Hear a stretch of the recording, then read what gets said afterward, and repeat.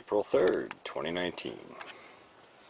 Well, this is one of two coffee trees that were given to me by J.B. Peel Coffee Company in Red Hook, New York.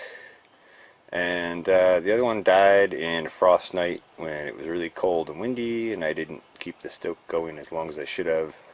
I didn't realize quite how sensitive coffee plants were, and apparently that plant died as a result of my neglect, so to speak.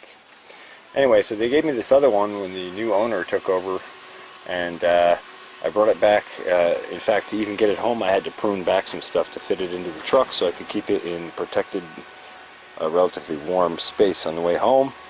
You can see it is starting to shoot off some new growth and responding very nicely.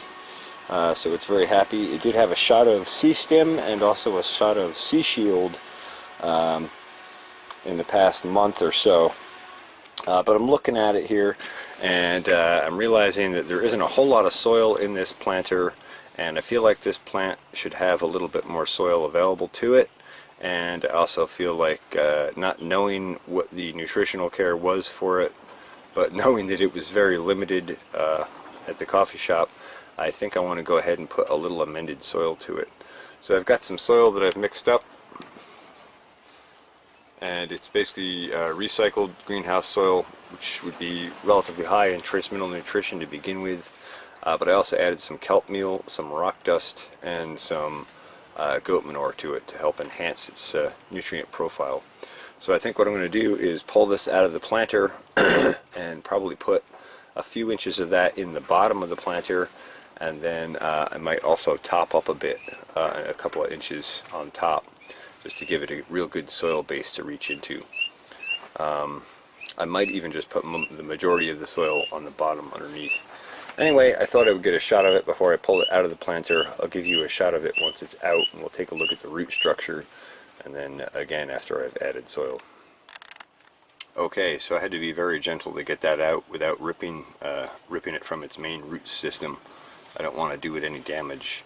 You can see it is a little bit bottomed out here in the pot, and so what I'll do here is kind of peel a few of these more end roots out a bit so they kind of know they can look into this new soil for new nutrients, and hopefully that'll help it reach down in more.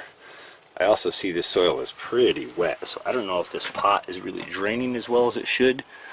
I may take this watering base off it if it comes off, so it can drain good, because we don't want to drown it.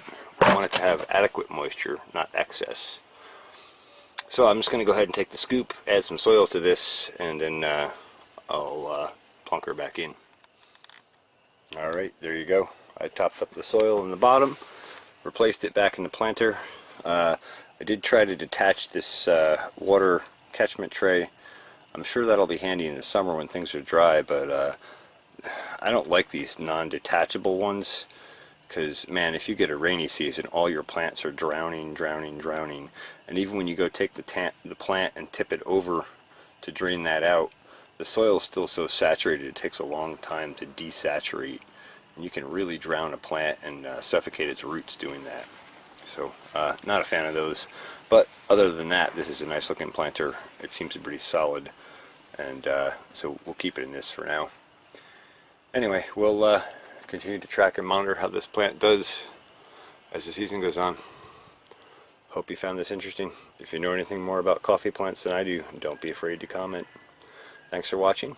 Don't forget to like and subscribe.